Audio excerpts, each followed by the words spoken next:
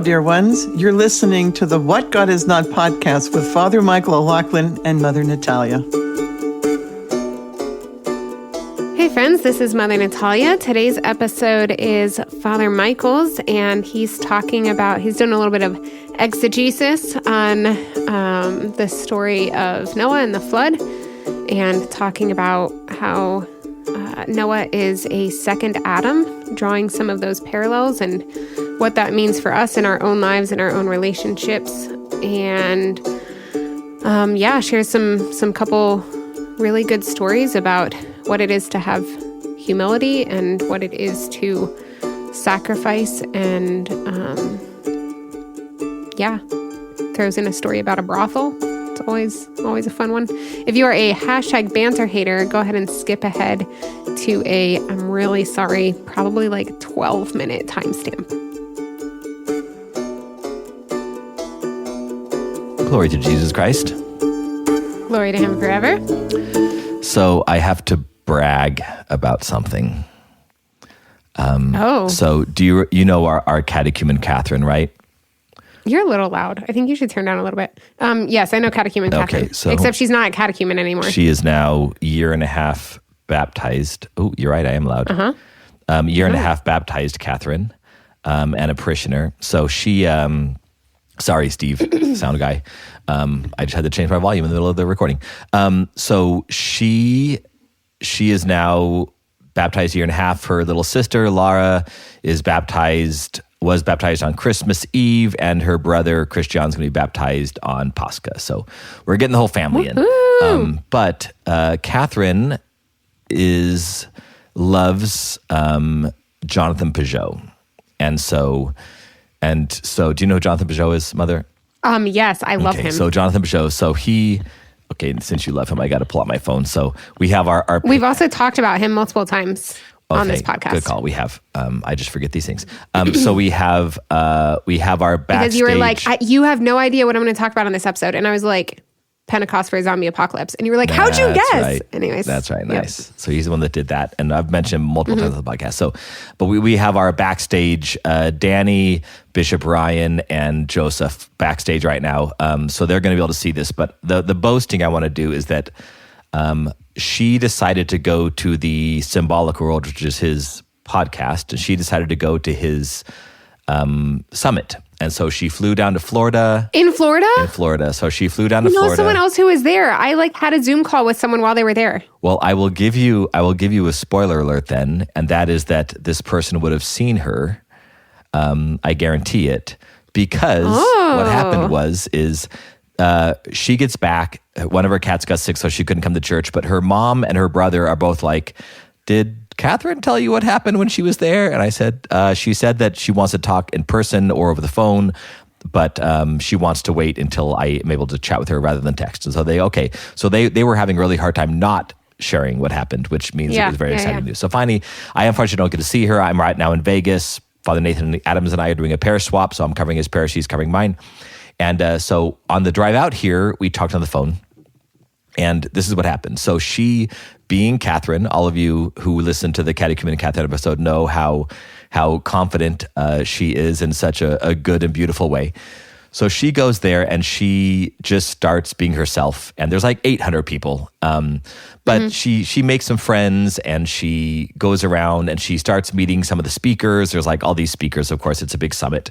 All these speakers. So she gets in line one time to ask one of the speakers a question, and she gets cut off. They basically say, "Sorry, we're out of time."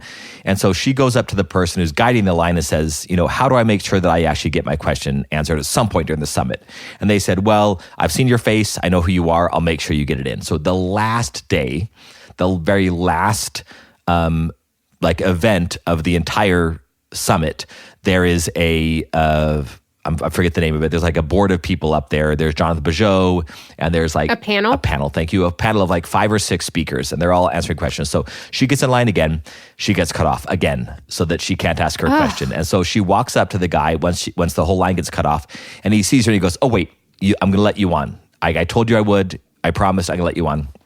So again, sorry, Catherine, if you're listening, I may be getting some, you're a very detailed person, Catherine, and I am not. So I may be getting some details wrong here. But so basically she starts talking and she's kind of nervous.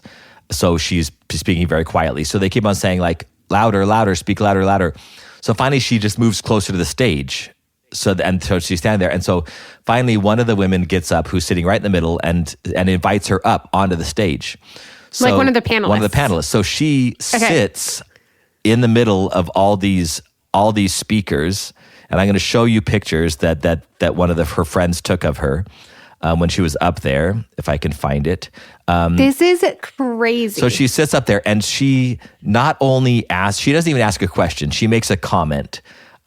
So for all of you who are backstage and Mother Talia, here's the panel. Here's Jonathan Peugeot. Here's our Catherine. Whoa. Right there. Here's the other speakers, and she's literally sitting right in the middle. You guys probably know all these other speakers, but that's her looking very, very confident. And she basically, and again, Catherine, I apologize. I was listening, I promise, but I don't remember all the details. She basically said that we need to make sure that after an entire summit on these beautiful things, symbolic world, everything the summit had to do, we need to make sure that we don't leave here neglecting the Christian need for humility.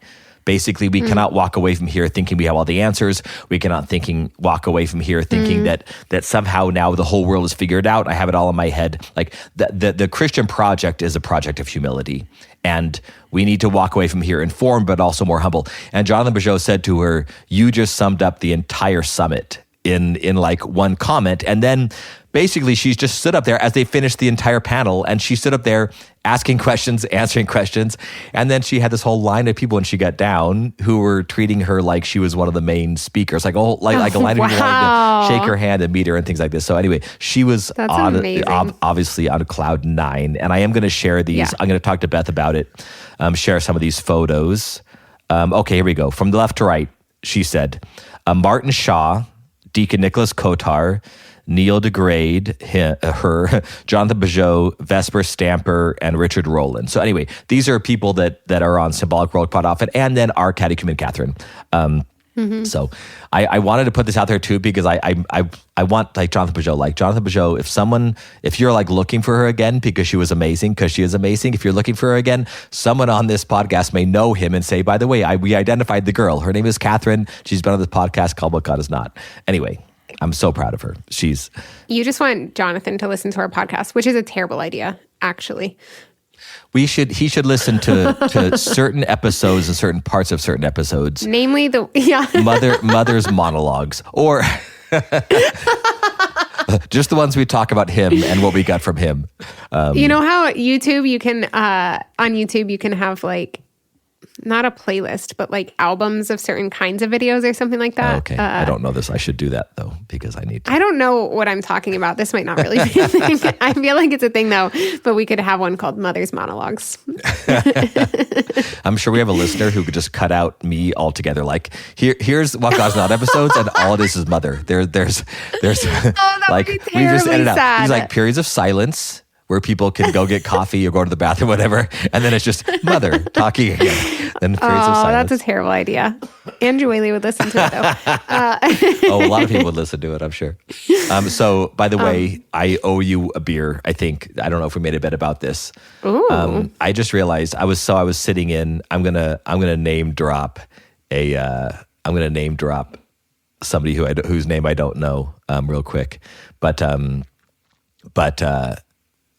I was sitting in a coffee shop just like an hour ago, and I walk in there, and I chose this coffee shop because I looked online. I was trying to find a coffee shop near the house where I'm staying. Is this about whether coffee is a discovery or an invention? No, it's a more recent bet that we've made than that one. I'm sitting in this coffee shop, and the reason I went there is because I saw in the photos there were like 10 coffee shops, all indie coffee shops, all within like a 5-minute drive of the house I'm staying in. So I look up one and I look at the photos, and this one has bar seats right at the barista stand. So it's rare in my experience that you find that you can sit there and like chat with the barista while they're making coffee. So I go, okay. So I go there, and there's this, it's a salon that has a coffee shop attached, but the coffee shop is like the best machines that you'll find in a coffee shop. And it's an amazing atmosphere, but since there's another coffee shop in that mall, they have I guess they call it a non-compete clause or something like that, so they can't advertise. So I found them on Google, but there's no sign on the front of the building. It's just the sign for the salon. So I'm like, this is weird. So I park and I walk in. Sure enough, there's a coffee shop in there. And I have no hair. For those of you who don't know me, I have no hair. So anyway, I walk into a salon, which is kind of weird, having no hair. But there's this great coffee shop in the salon. And so I sit down there and I'm chatting with the barista. And I said, by the way, we're opening up a coffee shop in my parish in LA. And I said, we're trying to, and I want to create a coffee shop with bar seats at the barista stand so that you can chat with Andrew Whaley or whoever's behind, throwing coffees, whoever's doing that, you can chat with them while they do this. You can get your work done. You can chat with other people. Anyway, so I'm sitting there chatting with her, quick name drop. And then so we're talking about like really knowing something. And I said, I got obsessed one time with there's these shows on Netflix that I think they're called SOM, S-O-M, that's about people trying to become sommeliers, like wine sommeliers, and the effort they put into it, the study they have to do, all these things. Her husband, I have no idea where this is going. I keep trying to guess. Is one of the guys, like they filmed it at his house. He was one of the guys in that competition. That's crazy. It was amazing. So like, Whaley, I already texted him, like all these things. So if you've ever seen these shows, Somm, they're about like near obsessed people, obsessed with wine, who neglect their girlfriends, neglect their wives for a time to learn how to take the sommelier test. So it's very intense and drama filled. So anyway, it was cool. But I just want to make you aware of the fact that this is the world's longest banter. The conclusion I'm getting to, it's also just me talking. It's me monologue. Like when we edit out me on this podcast, it's just going to be like 10 minutes of silence. So like go to the bathroom, go get some food, go do a drive-through, come back, and then you can get back to Mother. But I was looking, and maybe you did this on purpose, Mother. I don't think you did, though. I was looking at our list of patrons who are going backstage. Other than Maddie, the past two have been all men.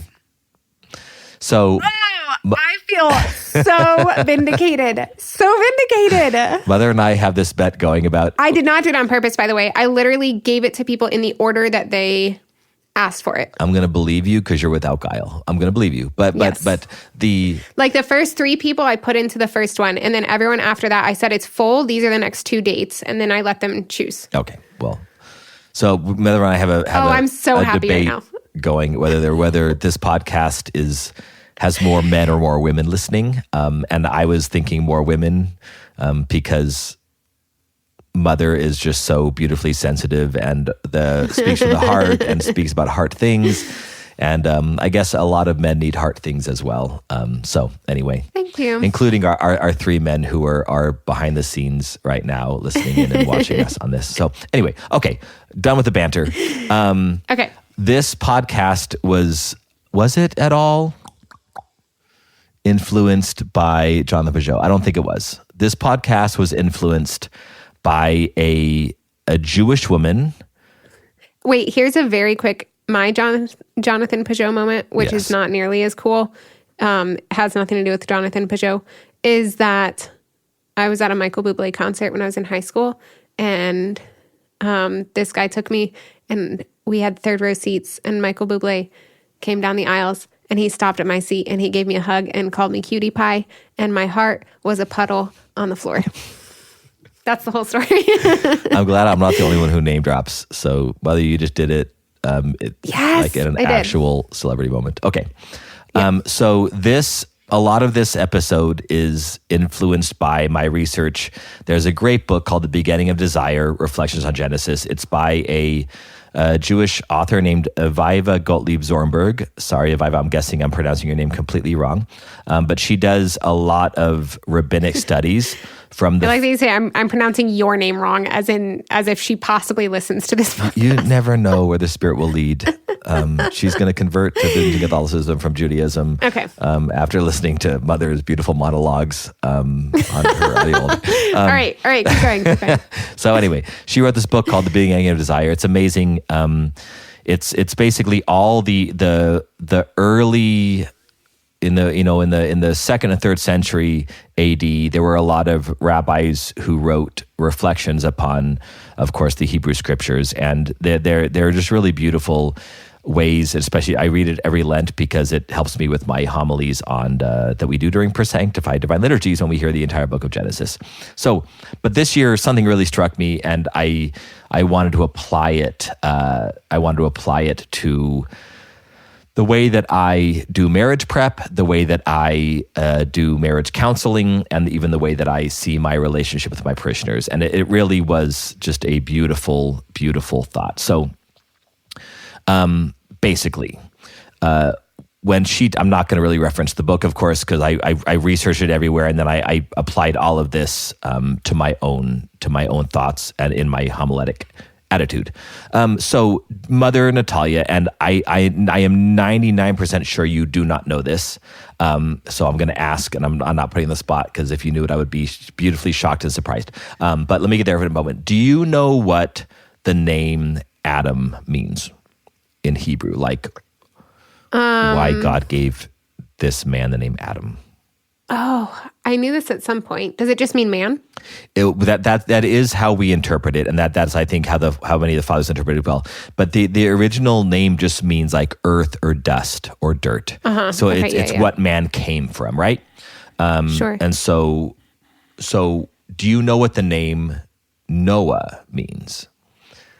And Mother, I know that you're going through the entire Sanctified. By the way, those of you who are listening who are not Byzantine Catholic, we go through the entire book of Genesis during the Great Fast, and also we go through the entire book of Proverbs and the entire book of Isaiah. So we are going through step by step through the book of Genesis. So Noah, and this never dawned on me until I was doing this research, but the name Noah, and I'm going to read. This is Genesis 5:28. When Lamech had lived 182 years, he became the father of a son, and he called his name Noah, saying, out of the ground, get a hint, right? Out of the ground which the Lord has cursed, this one shall bring us relief from our work and from the toil of our hands. Now, I used to just blaze over that line, not really understanding it, but I actually looked at the Hebrew, and the word Noah, out of that entire sentence that Lamech says, his father Lamech says, the name Noah means relief. And you can see it in there. It's not just the word relief, but it's a name based upon that word relief. So, but it's not only relief, it's relief from the ground that was cursed. So the ground, of course, is Adam. That's what his name means. But because of Adam's sin, of course, the ground was cursed. God says this explicitly. One of the punishments, or when you do the further research, we understand within Christianity, all these punishments given to Adam and Eve were also protections. They were actually all mercies. They were all gifts. So this punishment this punishment / medicine was that the ground was cursed, and Adam had to now labor to till the ground to grow food. It wasn't his friend. It didn't just grow and provide him food anymore like it used to before the fall. Before the first fall. So you have this situation. So Noah meant relief. Now, we don't know what's coming if we're reading this. We know it's coming because we read this Genesis a million times. But if it means relief, so Noah was a moment of hope. Noah was a moment of hope, and Lamech, who also had his own issues, if we remember from Lamech and similar to Cain, all these things, so there's these issues, and now Noah comes as a relief. And of course, he seems like a relief, because then you have the Nephilim, these giants, right? The sons of heaven sleeping with the daughters of earth, and they create this race of giants. And then if you look at a pun on the name of Noah, which means relief, a pun on that word is also regret. And so you can see where this is. Noah is introduced as a relief, especially relief from the curse of Adam, the curse of the ground. And then you have God regretting that he had made everything. And so, but he finds favor with Noah. And this provides hope. So in the midst of this regret, another pun. You know what's interesting? Yes. I just want to insert this here. Please. When I remember recording an episode a long time ago. It might have been the episode called Finding Hope in the Desert. But I remember that I had just prayed with this passage because I had underlined that line. The line, I think, comes at the end of a chapter, and it just says, but God found favor with Noah. And I underlined that line in my Bible and said, this is hope. So that's just really interesting. Beautiful. Yeah. Because Noah was... Like in the midst of all of this mess and like everything is wrong and everything is chaos and everything is regretted, but God found favor with Noah. Yes. And that solution to regret then, which is just, I mean, regret is such a deeply horrifying thing. You know, we have these, I think a lot of people will say, you know, I regret nothing. And that's more of a defense mechanism than it is something healthy. We can always kind of make excuses. Go ahead. I also want to make the nuance because we're using this language, because this is the language used in scripture, but like God regretting is different than how we would usually use the word regret. Are you going to go there, or is no, this? Go ahead. I wasn't. So please. Just because I don't know. It's a difficult concept of like God is immutable, right? Yeah. God doesn't change. It's not like he did this and then after he did it, he was like, oh shoot, I shouldn't have done it. Like that's how we think of regret, but I don't even know how to clarify it for people. I just know that whatever it is, it's not that. I think it's the way I interpret it is to say that the written word of God is for us. So there's language and concepts being used because this is white apophatic theology, what God is not. So God is so far beyond even language, you know, so that God uses these words in the scriptures, and the author of Genesis uses them for us so that we regret things, but we need to understand God does not regret the sins in the same way we do. Just like we say that God gets angry, but it's not anger, because like anger is what we perceive as anger is almost always sinful. Of course, there's righteous anger, but it's almost, and God does not sin. So he doesn't get frustrated with us. He doesn't get impatient with us. He doesn't get angry with us. He doesn't regret things the same way that we do. But that's the best words the authors have decided, and God decided to help us to understand what this is. Great. And obviously the play on words is now coming to play. Another play on words for the name of Noah is dissolve. Again, we missed this in English, of course, the translation. But if you know Hebrew, you know the another play on words is the word dissolve. So it's interesting that Adam's name means dust. We quote this, right? You have come from dust, to dust you shall return. But how do you dissolve dust? You put it in water. You put it in water. So you can see this then. That's crazy. And then when you put dust in water, it becomes mud. And then a new creation can be formed from it. Beautiful. See how hopeful you are, Mother. So this is the hope, the relief, and the hope that comes from Noah. So then Noah. Now zoom ahead in the story, and you have Noah coming out of the ark, and basically Noah sends out the dove, and it comes back. Do you know how long after it comes back that Noah waits to get out of the ark? Ooh. I know. I'm not expecting to know any of this, of course. I'm saying this as a rhetorical. 2 weeks. You're close because you're looking for significance. 7 days. So 7 days, and then he takes the top off the ark. When you read this, 7 days, he takes the top off the ark. When he gets out and when he takes... How do you think they did that? That seems really difficult while you're on the ark. It is, but this is a very important point. So thank you for emphasizing that. Like, what does it mean to take the top off? Because they waited 7 days, took the top off. When they come out, then God says, be fruitful and multiply. So you can see, where do we hear be fruitful and multiply? We heard it, of course, with Adam and Eve. So Noah and the rabbis call Noah a second Adam. In a bunch of ways, his name is a relief from the first Adam, be fruitful and multiply, but they see something even deeper. They basically see Noah's time in the ark. There's some nuance here. Noah's time in the ark was like he was being put to sleep. So there's almost this separation from reality. He goes into an ark. He spends this time, I think it's like 12 months total, 12 months asleep in this pod, and this is how they interpret this.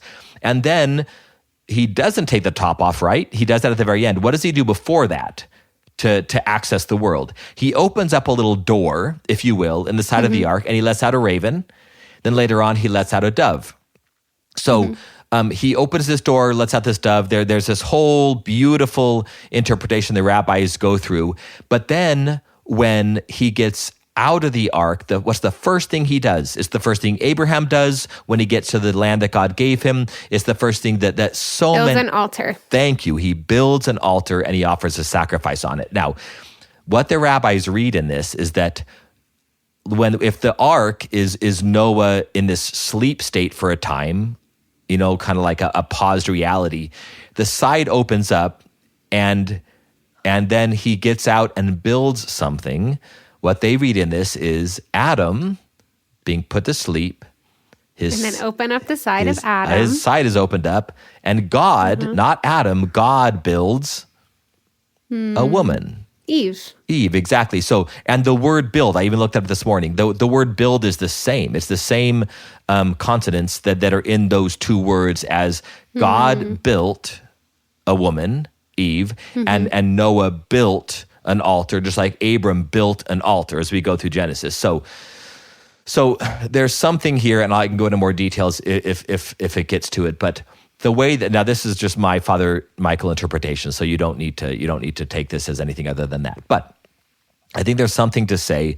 What does it mean that God builds Eve and that Noah, this kind of second Adam, builds an altar? What does Noah do on the altar? He offers sacrifice. Now, at first, I was like, it's kind of weird to say that a woman's an altar, Like, is that a thing? If God built a woman and Noah builds an altar, but I think it is. Why? Because Adam and Eve were married, and I do think that a woman is the altar upon which a man offers his sacrifice. And Adam did not do that. Exactly. When the devil came to, Adam did not offer himself, because Jesus is the new Adam, of course. Noah is the second Adam, if you will. Jesus is the new Adam, we call him. So Christ offered himself. He is the priest and the victim. So again, we go back to priesthood. What is a priest? A priest is two main things: a mediator and one who sacrifices. So a mediator between God and man, and one who sacrificed. That's what an Old Testament priest was. That's what a New Testament priest is. All of us, if we're baptized, we're priests, prophets, and kings. We're all priests. So that's our job, is to mediate between God and man, because we have that access now that God became man, and we are welcomed into God's life, and also offer a sacrifice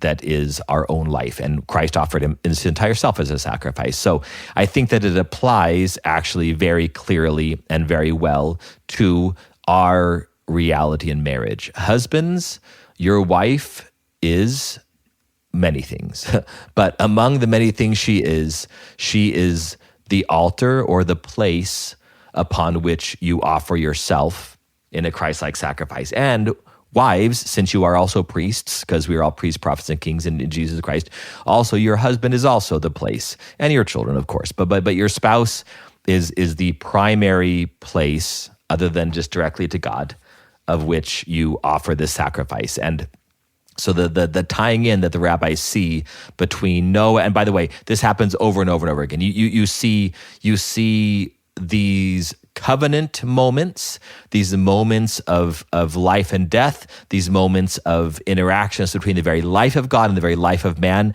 and then man failing. You see this over and over again. What does Noah do after he builds the altar and offers sacrifice? Plants a vineyard, gets drunk, passes out, etc. So, and then we see Ham's sin, we see the curse on Canaan, we see all these things that then happen when Abram goes into the land of Canaan, and all these very beautiful things, which we could do many different podcasts on. But I do think it's important, as we're reflecting on the Old Testament, to say all of these things, all of these stories, and this is how God works. He works in stories. All of these stories that we hear reveal in a very beautiful way. And this is what John the Bajot does through his storytelling. He's, of course, an amazing storyteller. Catherine is an amazing storyteller too. She's a writer. Through all these stories, we hear and we learn about things and ways upon which we can let our own lives be lives of Christ-like complete sacrifice, because we are the altar upon which Christ offers his sacrifice. We are the ones who Christ gives himself to, and God, in a sense, built us, and God gives... Because he's Christ the bridegroom. Because he is Christ the bridegroom, exactly. See, we're tying in the name of our podcast, we're tying the name of your monastery. We all wrote this into this episode. We're just throwing out words and names. So I have some other stories, but I want to ask for your thoughts on that. Reflections, squeals of delight, cries of heresy. I think any thoughts I had kind of came up as you were... Yeah, I think I've said everything that came to mind. Excellent. So It's really neat, though. I think it's also, I don't know. I mean, some of it's one of those things where it's like some of this is maybe a stretch, and it's not, like you were saying, this is like Father Michael's reflection. Yes. This isn't like dogma or something. So, but the rabbis, but if it's beautiful and it's edifying, the rabbinical tradition that you shared, absolutely. Yeah, they're the like, ones who tie in the door, the side of Adam with the rib, the side of Noah's Ark with the dove that brings reconciliation, and the tying into the building of the woman, the building of the altar.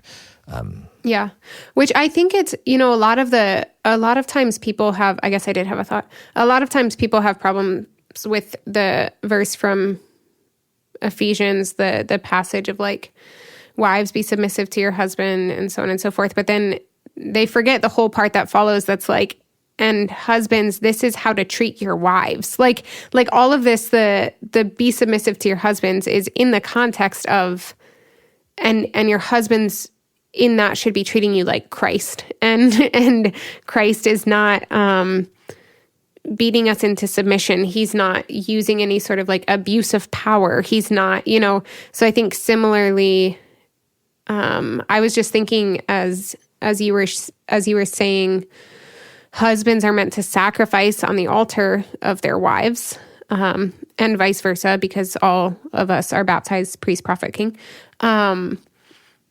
But like, yes, he's called to sacrifice on her who is the altar, but she is also called to be an altar, right? Like there's action called for on both sides of like, it's not simply, well, then the wife doesn't have to, I don't know. Do you understand what I'm saying? Yeah. And I think it's, I mean, I got this from a few different sources, including, I think, Christopher West had the understanding of the be subordinate or be submissive. What you're saying is either of those translations, you're saying be under the mission of or under the ordination of your husband. And so, again, by the way, I think that too many people read these passages in the scriptures and say, this is what it is. This is what it means. Does this help you? That's not what the scriptures are. The scriptures are living and active. So there's always this, just like the name Israel means struggles or perseveres. There's a struggle that the people of God have, and there needs to be a persevering struggle that we have in the church. We've talked about this before on the podcast. There needs to be if we're ever completely content and we're not called to really fight the good fight of the Christian life and struggle and carry our cross, we're missing the whole point of Christianity. And it's so often that you hear usually men say, it says in Ephesians 5, like, you're supposed to listen to me in everything. Like, and I basically I say something and you need to listen to me. Like, no. And are you loving your wife like Christ loved the church, like it says? Right. I even think they said they are. Well, yeah. This is God told me. I'm loving my wife. I'm loving my wife the way that God told me. It's too easy, brother. Like, it's too easy. You've chosen the easy way to make it so black and white and say what I say, you listen to, and when I say something, you listen. Like, nothing within our faith is that easy. Nothing is, and you have decided to interpret it, which I believe is a completely false way of interpreting it. You've decided to interpret it in a way that makes it easy for you to understand and easy for you to live. And there are many women who will say, "Well, it's also easier that way." It's a hard passage, and they want to make it be a less hard passage, a less confusing passage, right? You're named after Nathaniel, mother. Nathaniel was sat under the fig tree, and one of the interpretations, again, not the only one of the interpretations is that I saw you under the fig tree means that you are a seeker or a searcher, because fig trees have big leaves. To find the figs, you need to search. You need to pull them aside. You need to go searching deep in. So basically what Jesus may have been saying is that you've been looking for me. Nathaniel, have been looking for me. You were under the fig tree. You studied the scriptures, and you were looking for the Messiah, and I am the Messiah. So basically, any time that we take a hard passage and we say, this is what it means, that may be one of the Spirit-led interpretations. But there needs to be, and the church, of course, is the main guide in this, primarily in the fathers. But it's just not that easy. So when we hear be submissive or be subordinate, by the way, first it says be submissive or be subordinate to each other, and then it says how to do it. So be under the mission of each other. That's what submission, submissive, subordinate. Be under the ordination or under the mission. Support the mission or the ordination of the other. Wives, support the mission of your husband. And what is the mission of your husband? To die for you, to do what Christ did. So that's what any man who says, you must do everything I say, that's not dying for her. You may think it is. You may be able to twist your mind around this, but every Christian says what St. Paul says: I am the worst of sinners. I am the first of sinners. So if you're leading out of a place of arrogance or confidence, as if you know the right thing for your family in every instance, your wife just needs to listen to you. You're not leading with your own vulnerability or your own weakness, your own sin, right? Christ says, "My power is made perfect in weakness." You want to lead with Christ's power. Therefore, you need to lead with your weakness and lead with your vulnerability, like Fotina did. And so, again, I get frustrated when we throw out these little one-liners, or just say, and it's true. I don't think these men forget the second part. I think they interpret it differently. They don't interpret it properly, and they use it as a weapon. These abusive men, they use it as a weapon. So I do think there's something very hopeful in that interpretation, to support the mission. And then we need to define mission. What is the mission of the husband? What is the mission of the wife? How are they the same? And how are they slightly different? I think those are all really good, nuances and explanations and all of that. The only point I'm trying to make is that as one is called to sacrifice on the altar of the other is also called to be an altar, and vice versa. Like, we're called to sacrifice and also. So what does that look like? I don't know. So I think that when we what makes an altar? Right, and I think that's where the basically support the mission. So if the mission is to die, then the altar literally becomes like a physical support. I mean but there's a place where you allow the person, and I think this is where the end of Ephesians 5, and we have talked about this too. The end of Ephesians 5, where Christ says, husbands, love your wives, right? Think of the cross, give yourself completely to her. And then wives, respect your husbands. Again, we've talked about this, but it's look again. That's what respect.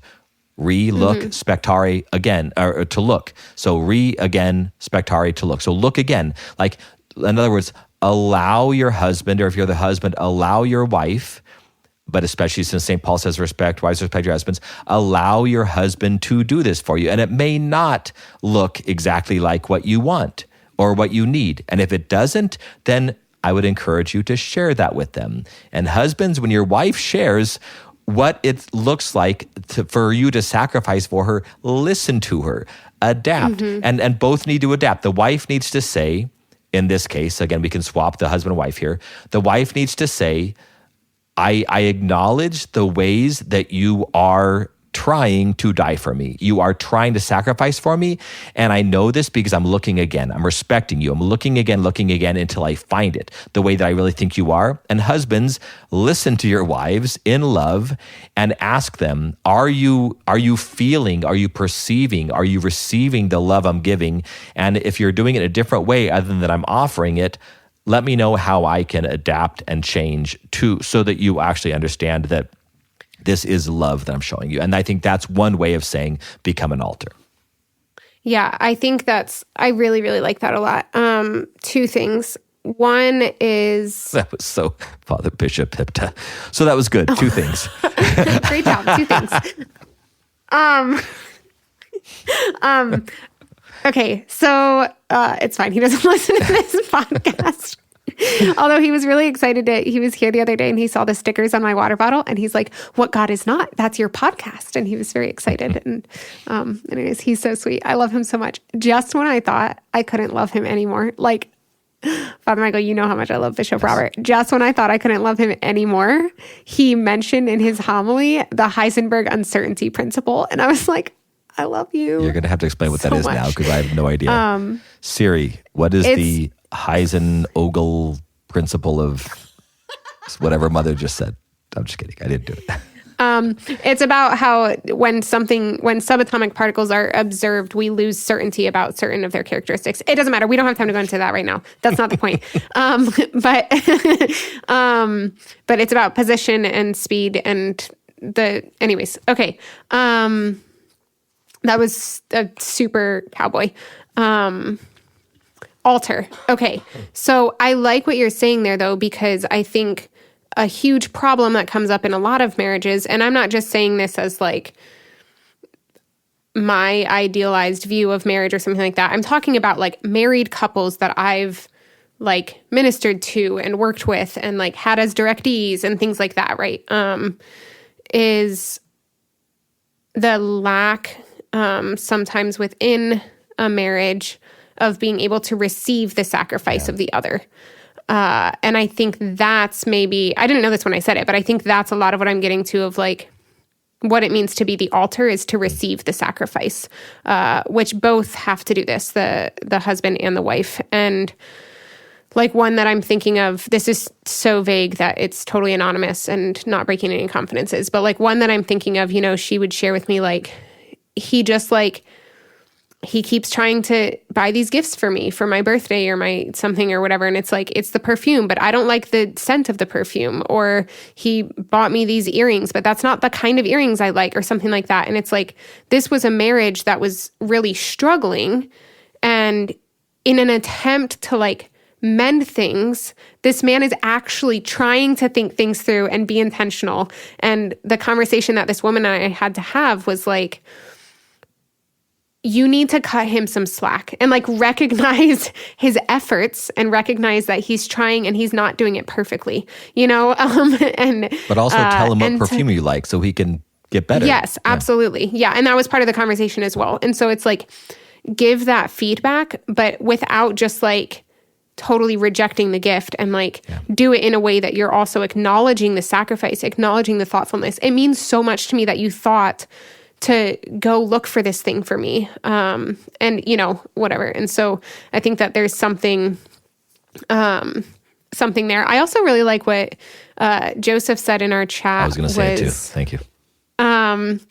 And this wasn't the case in like Old Testament, but it's certainly the case now. But Joseph pointed out that the altar has a relic of a martyr inside of it. So maybe to be an altar in this context means to be a martyr, which I think there's very much that as well. Like it's to be sacrificed upon, but also to be the sacrifice and to to give of ourselves totally in love to the point of death. And Danny just went really deep in the chat. He says, I think the struggle is letting yourself be loved, letting them be the martyr, which is, that's hard. So letting the other person be the martyr, give themselves, like the parents of some of those early martyrs encouraging their children in martyrdom. Those stories break my heart every time I hear them, especially the Syrian martyrs. That's so hard, watching the suffering, the sacrifice of the other. And trying to relieve that if you can in certain ways, but also understand that you're not going to be able to relieve, every single instance of that self-gift. Yeah, so I do want to finish. We're getting near time here, finish. But I do want to finish with a story that Mother and I were talking about this the other day, and I think I may have already shared this, but I'm going to share it again anyway because I think it fits very well. So the idea of seeing someone you love as the altar, about the place where you can sacrifice, and even that sacrifice being true sacrifice. Like, I don't think most of us can't even fast from meat on Fridays. It's like, and some of it's like true sacrifice is so hard for so many of us that we don't understand really what true sacrifice is. I was just talking with Shari about this yesterday, Mother. About there's a group here at Our Lady Wisdom, a group of men that are doing Exodus 90 together, and we were talking about like men doing Exodus 90 and taking cold showers and all these things that they do on Exodus 90. And it was a bunch of women I was talking to, all the men were off doing this. And so we were talking about how that age-old thing that I talked about before, my sister-in-law Seska, men need to add, ascesis, need to add asceticism, need their life. Women generally don't. And so we were having this conversation. They just need to take the suffering they're already having and make sure that that's crucified to the cross. goodness gracious. That was too long of a perla. I lost what I was going to say. You were talking to Shari about this because you're talking about sacrificing and anyway, I'm just going to tell the whatever. story. Just get back to the story. I'll probably remember as I tell the story. So a sacrifice is so hard for most of us. Real sacrifice, yes. Sacrifice is hard for most of us, and thank you. We don't really know what true sacrifice is that comes from. One of the things that really moved me, Mother, this is probably a year ago when you did the episode on just accepting being misunderstood. You know, when someone you love misunderstands you, and you just say, God will sort it out, you know, and I'm going to let them, it's a cross to be misunderstood. It's a cross that they don't know what my intentions are. They don't know things like this. And you did a whole podcast on that. It was beautiful. But that's one of the hardest that's a real sacrifice to say, someone until heaven, they're not going to understand my motivations. They're not going to understand how much I love them. They're not going to understand why I did what I did. They may totally misunderstand it. They just won't know until heaven. And that's so hard to wait, so hard to be patient. But here's a story about true sacrifice that understood the gift of vulnerability, the gift of our own weakness that I think we can offer to others. And by the way, I'll start with a less powerful but more doable instance. Saint Nectarius, when he was a dean of a boys' school, if I remember correctly, there were two boys that were just fighting, and basically these two boys were dragged into his office. They were fighting, and is this a true? I know this was in the movie. Was this actually? I have not seen the historically. movie. Okay, great. I read this in his biography. So great. So okay. In the biography, two boys come, and basically they're dragged into his office, and he gets frustrated because they will not reconcile. These two, whatever they're fighting about, they will not reconcile. So he says, basically, boys, since you're not going to reconcile, I'm going to fast for like 1 day, 3 days. Like not eat anything. And so he didn't. And so I think they, like in the book, it says they physically started seeing him get thinner, you know. And he said, this is partly my fault. As the dean of this school, it's partly my fault. I'm going to fast so that you guys will stop having scandalizing others and scandalizing all of us and being a stumbling block to the kingdom of God because you're fighting. And you're two Christian Orthodox boys, and you're fighting. So he took the sacrifice on himself to, in a sense, be a witness to them, but also, in a sense, take the sacrifice for the scandal that they're causing.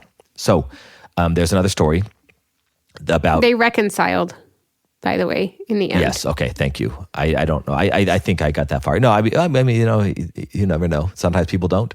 And that's the frustrating thing too. And Saint Nectarius died of starvation. Well, I mean, hopefully he would have stopped at some point. I imagine he would because he was holy. But yeah, I mean, that's the one of the thing I thought. You know, that's the one thing I didn't like about that story was I thought it's too much of a happy ending. You know, so often you may do this and they don't reconcile. Then what do you do? You know, so often we sacrifice for things that never. Well, there's a lot of that in Nectarius as well. Okay, I've not finished the book, and I have not seen the movie. So everyone should watch Man of God. It's so amazing, and you can watch it. Yeah. Anyways.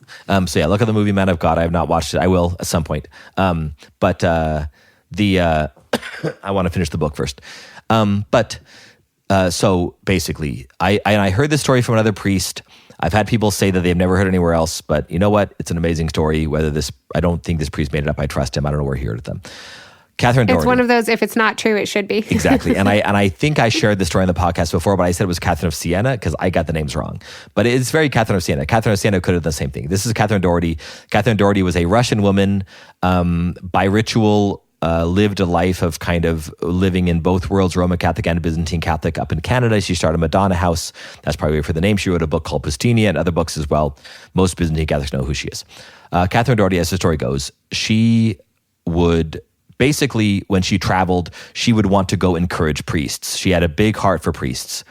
So she would go kind of from parish to parish to parish. As the story goes, she walked up to one office. She knocked on the door. I'm guessing around mid-afternoon. I'm kind of Irishing this story. I apologize. But I'm trying to build it up. So she goes to a rectory, 3 p.m, knocks on the door, asks for the priest. Secretary says, "Oh, he's not here." She says, "Okay, I'll wait." Secretary says, "You know what? He's not coming back this evening." And she goes, "Oh, well, where is he?" And the secretary just hesitates and looks kind of awkward, looks kind of ashamed. And finally, Catherine was persistent enough that was told that the priest was spending the night at a brothel. And he did this quite often. So obviously the secretaries are very embarrassed to say this. So Catherine finally got out of her, which one? And so she told Catherine, the secretary did. And so Catherine walked down to this brothel, knocked on the door, asked for him by name. Obviously, this made them very awkward at whoever answers the door at brothels. I don't know enough about brothels, thank God. Someone answers the door, I'm guessing, and and she asks by name, and so they look awkward, and finally, because Catherine's so persistent and so convincing, that they say, yeah, he's here. And then she says, okay, which room? And so they tell her which room, and she goes walking over there, and she knocks on the door and steps into the room and sees this priest in bed, and she walks over to the bed and she kneels down and she says, bless me, Father, for I have sinned, and proceeds to tell him her confession, like her own sins. She doesn't yell, doesn't scream, doesn't condemn. She just reminds him that he's a priest. And she reminds him that he's a priest, and therefore this is way below his dignity, especially the way he's abusing this prostitute. Because every time we do anything like this, we're objectifying and abusing the other person. They are a victim of abuse. That what he's doing to this prostitute, and also what he's doing to his own soul, what he's doing to the kingdom of God, what he's doing to the priesthood, and she just simply reminds him that he is a priest. And what does a priest do? A priest hears confessions, and so instead of announcing his sins, she announces her sins, but in the context of a way that will be helpful to him and her, because she actually, I hope, received absolution. I'm guessing he gave her absolution at the end, but also helped him to remind him in the most gentle and self-sacrificing way, like Nectarius. As one person told me when I told them the story, they said, the man was at rock bottom and she went even lower. He was at rock bottom, she went even lower, and that's what Christ does. Christ as the foundation, and when we become the altar, in a sense, we go low. We hit rock bottom, whatever that is, and Christ goes even lower in his condescension, in his smallness, in his humility, in his diaconia, his servanthood. He goes even lower than us to become that support, if you will, to our mission. That he's in a sense submissive to us, because he supports our mission by going even lower and allows us to die with him, for him, through his power, and that those he's given us to be our altars, for which we give ourselves in a Christ-like way to them. And then that priest visited a brothel every night thereafter and died in a brothel because Father Michael doesn't like happy endings. I just like reality, Mother. I like reality. And I know too many people that hear these things from the altar like, hey, if you give 10% of your income, God's going to give you more than 10% back. I can tell you story upon story about people who gave 10% to the church and God had them win the lottery, or their business exploded. No, that's not why you do it. Okay, but it's okay. Yes, but it's okay to say sometimes there is a happy ending. Sometimes, no, these are all happy endings. There's always a happy ending. Since when did we switch roles? Because usually I'm all like, this is so true. Life is hard and it's painful and I'm crying, and you're like, but Jesus. No, I do want to clarify though, like all of these, that the ending as happy. Christ died, he rose, he ascended, he sits at the right hand of the Father. The second coming is going to happen. Like, the victory has been won, and it does not matter how long. God is patient, eternally patient. He is patient with us. Again, we die.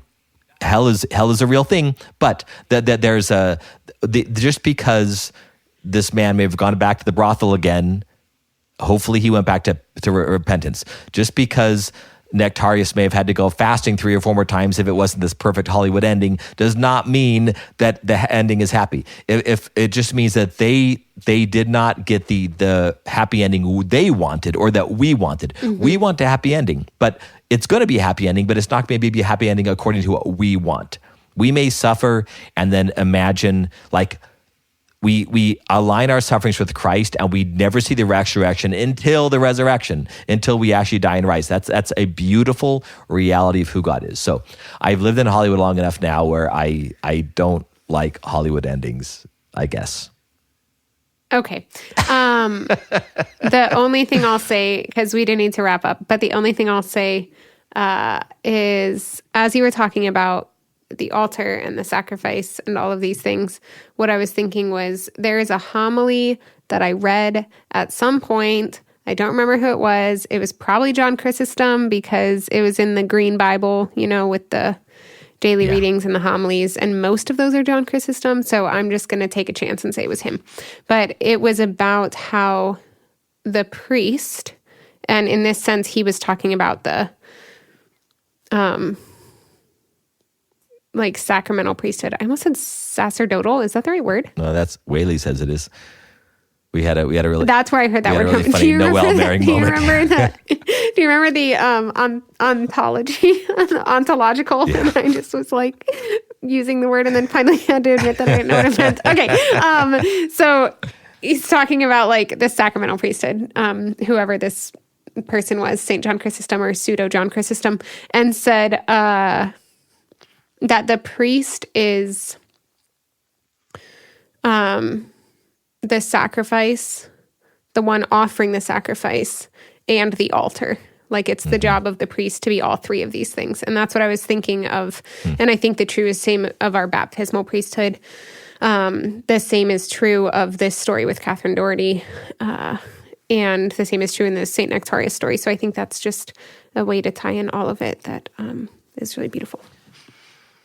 I guess I probably heard it, but I forgot that there's that third part, that Christ is also the altar. So maybe I made that up.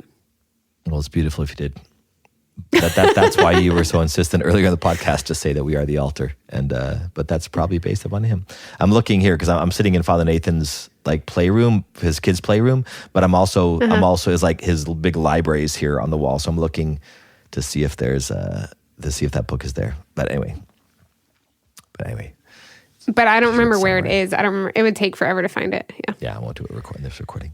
I have it underlined in my book in my cell probably. But all right. Anyways. Well, let's close this out. We're getting close. So just a reminder to our 3 backstage listeners who are listening live. And by the way, if you want to be a backstage listener, we offer that to all of our patrons. And if you're a patron on Patreon, to our podcast, you will get an email so you can sign up to be backstage. But if you guys can please send us your prayer intentions, we will read those after hours. So thank you to the 3 of you. And if you don't want to, I don't know why you wouldn't want to, or if you had to step away because Father Michael got boring or whatever, then you can.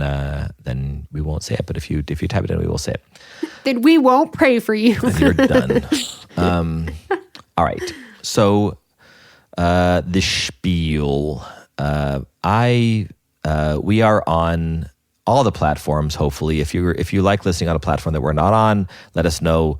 But we're on Apple Podcasts, we're on Spotify, we're on YouTube Audio Only, etc. We're also on the socials. We're at least on Instagram and Facebook, and I am on X, formerly known as Twitter, at Padre Michael O. We have a Goodreads page where you can see what we're reading that informs a lot of our thought on these things. So, for instance, the book that I just we'll put it in the notes for this episode. We'll also put it on Goodreads. I'll make sure it's on there for the book that I mentioned about the rabbinical traditions and how they reflect upon the Genesis. We have a nonprofit called Photina, Photina. Put in .org on that. You'll find our website. This supports the church. Our evangelization supports the poor and the outcasts. It supports other people doing similar evangelization. And if you support us through Patreon, then you will get various what we call benefits. You get swag. You get on to listen on the backstage of these podcasts. You get to have Zoom meetings with us. And if you are able to give enough, you even get a visit from us, or you come visit us. So check that out on Patreon. On our Patreon, we also have a website for the podcast, What God Is Not. whatgodisnot.com, I think. Mother always corrects me on this. We also have a Gmail email address, whatgodisnotpodcast@gmail.com. So you can contact us there. And I think that is everything for the spiel. Prayer intentions. Let's give the 5 shout outs that are a benefit of supporting us on Patreon. So thank you to Alejandro F. from California. Matt Y. from Pennsylvania, Ryan R. from Illinois, MC is listed as the first name, last initial S, no address, and Peter R. from, Peter R. from the United Kingdom, which I know is not a state, but I don't know what state, whatever state LAN stands for in the United Kingdom. I just am always so embarrassed by my ignorance of the world. Okay. Thank you to Are you all looking of it you. up? We appreciate it. Don't throw me in. Don't reveal, Mother. Our backstage listeners can see that you're looking it up. Yeah, but they're not going to say because we have them muted. So you guys can't give me away. Okay. There's something that Father Michael, just move on. There's something maybe scandalous that it came up first, so I'm not going to say it out loud. Okay, just move on. Just move on. So yeah, prayer intentions. I would like to pray for Father Nathan and Allie. You guys know them from a couple episodes. An episode Father Nathan and I did at the Anaheim Congress, and then with the episode we did about escape rooms, they were on. And Father Nathan and Allie also came on another episode about married priesthood. So please pray for, he's covering for my people. Sorry. Go ahead. Now I got it. My favorite story from the escape room, which Allie told, I think, on the podcast, and even if she didn't, she totally would, so this is fine, but was when we were all together in the escape room and all the women were just so terrified. At one point, Allie got so scared that something happened and she screamed and turned around and ran smack into a wall. It just was hysterical. Anyways. I love Allie. I miss her. Okay. I do too. It's weird. It's weird, like seeing signs of them here, but not having them here. And by the way, they have lots of pets. I'll just put it that way. Lots of pets, and these pets are so depressed. Like I am nothing compared to having 7 amazing, attentive people around. And so, anyway, I'm trying to take care of all their animals, and the animals are like severely getting both mad and depressed. Like they destroyed one of their pieces of a lot of furniture in the backyard. And I'm like, I bet that's just, they destroyed it because they're mad. And then they're just like. Danny looked up LAN. Oh, sorry, you weren't done. Thank you. I just totally got to Oh, okay. How do you pronounce it? Lancashire? Lancashire. Lancashire. Lancashire. I'm sure that's not it. We've really got to get back to prayer intentions. Were you done with yours? Because I cut you off to talk about Allie running into a wall. I'll just do the one for the Father Nathan Adams family. Okay. And then I'll ask for prayers for my nephew, Angelo. That's just enough. A good name. May the angels come and help him. All right. Amen. Prayer intentions from our backstage listeners then. Ryan says for traveling mercies for 2 trips upcoming, as well as the health of all those involved in those trips. Bishop Ryan, thank you. Joseph says, please pray for my mom, my sister, and the soul of my dad. May his memory be eternal. And Danny says for his 2 future grandkids, due in April and August, plus his 3 other grandkids. So love it. Family, traveling mercies. He did put future in quotes because Danny, of course, believes that there already is grandkids in utero. So exactly. The future is in quotations. Exactly. Little pro-life message there. Thank God. All right. I think that's everything, right, Mother? Love you. I think so. Thank you for coming on. We should try video soon. Maybe not here, but video soon. Yeah, I'm down. If you remember to do your hair and stuff like that. Beforehand. If you remember to stop looking things up online while we're I don't mind being vulnerable and letting people know that I do a lot in the background while I'm recording these podcasts. All right. Love you, Mother. Thank you. It's good to see you, Father Michael. Love you too. It was fun to have Bishop Brian and Joseph and Danny on too. So yes, thanks for coming, guys. Father Michael, can you give us a blessing? Of course. May the Lord bless you and keep you, cause his face to shine upon you, have mercy on you. May our Lord reveal who the altars are in your life, those gifts that he has built for you or that you have built, upon which you can live your Christ-like sacrifice.